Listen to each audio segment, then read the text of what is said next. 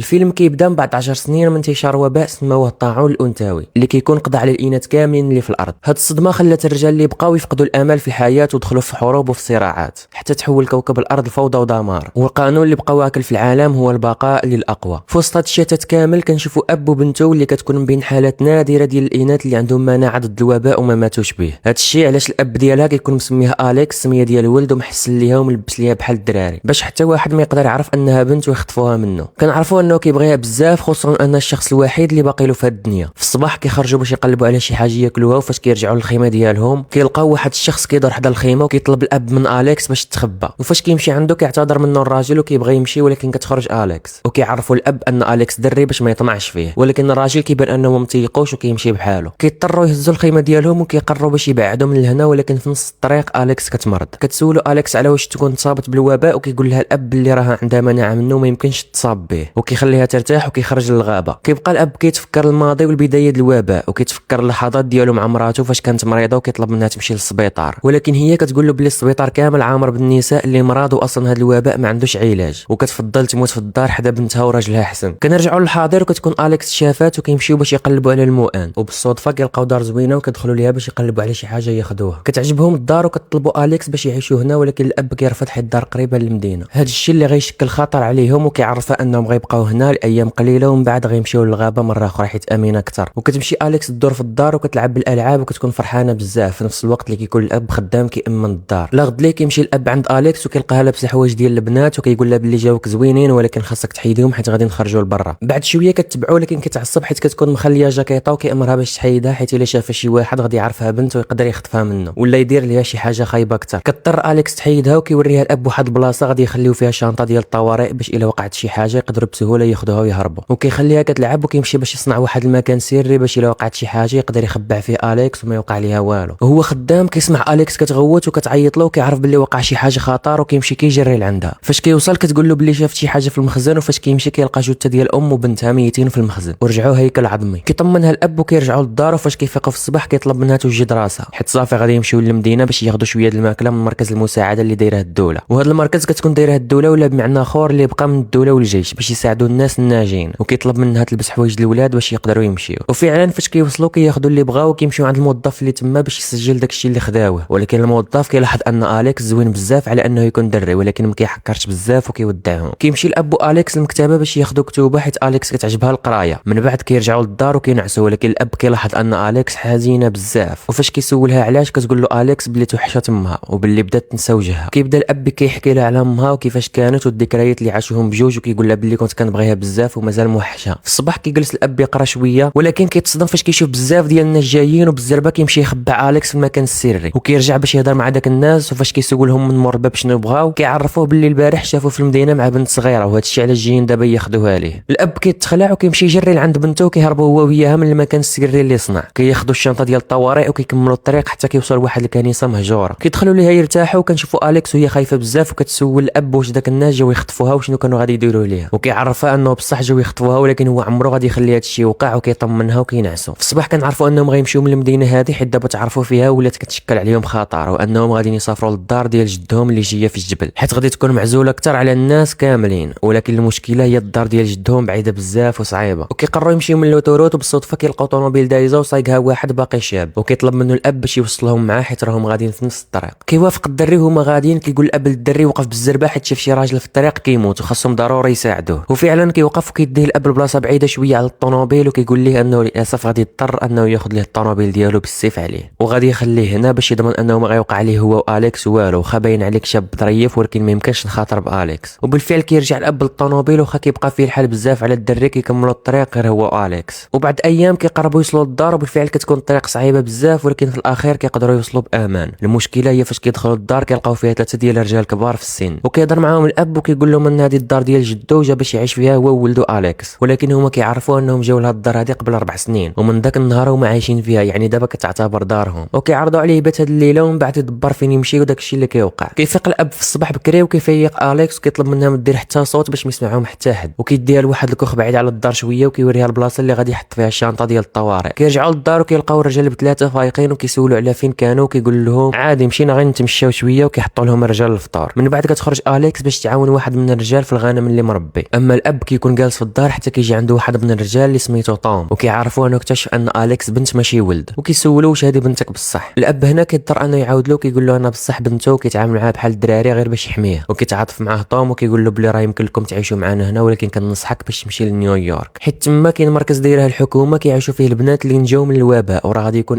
امن مكان لبنتك. كيقول له الاب بلي غادي نفكر في الموضوع مزيان وكيخليه وكيمشي. ولا غد ليه كيشوف الاب 3 ديال الاشخاص شكلهم غريب جايين للدار، وكيخاف وكيمشي لعند واحد من الرجال باش يسولو، ولكن هذا الراجل ما كيهتمش بيه وما كيديهاش فيه. كيهبط لتحت باش يشوف شنو واقع، وكيلقى 3 كيدابزوا مع طوم وكيطلبوا منه باش يعطيهم البنت اللي كاينه في الدار. وكنعرفوا ان الراجل اللي الفوق هو اللي قال لهم ان البنت كاينه هنا، هذا الشيء علاش ما اهتمش بالاب فاش سولو. الاب هنا كيخاف بزاف على اليكس وكيمشي ينزلها من الشرجم باش تقدر تهرب للكوخ اللي خبعوا فيه الشنطه ديال الطوارئ، اما هو كيبقى مخبع حتى كيطلع عنده واحد من داك العصابه هز فردي، وغير كيطلع خونا كينقز عليه الاب وكيبقى يحشي له في وجهه حتى كيقتلو. من بعد كيبغي يهبط لتحت، ولكن كيلقى واحد اخر طالع عنده كيدابز مع الاب وكيبقى يضربو حتى هو كيقتلو. وللاسف فاش كيهبط كيلقى طوم والرجال الاخرين ميتين، وفاش كيبغي يخرج باش يطمن على بنته كيخرج عليه الدري الثالث من العصابه وكيهجم على الاب، وكيكون قوي بزاف وكيقدر يضرب الاب بقرطاسه، وحتى كيقرب الاب يموت كتجي اليكس وهي هز سلاح بيديها وكتيري على الدري كتقتلو. كيفرح الاب بزاف بنته حيت كبرات ورجعت قاده بالمسؤوليه، وكتهزو اليكس وكدير للكوخ باش تعالجو من الجروح اللي تعرض لهم في الحرب ديال هذا الصباح. كيغيب الاب الايام، وفاش كيفيق كيتفاجئ اليكس ما كايناش في الكوخ، كيتخلع عليها، وفاش كيخرج يقلب عليها كيلقاها بدات كتعتمد على راسها وكيفرح بزاف. وهكا كيكون تسالى الفيلم، واللي فيه جزء ثاني الا بغيتو نديروا له حتى هو ملخص ونكملوا القصه ديال اليكس قولوها لي في التعاليق.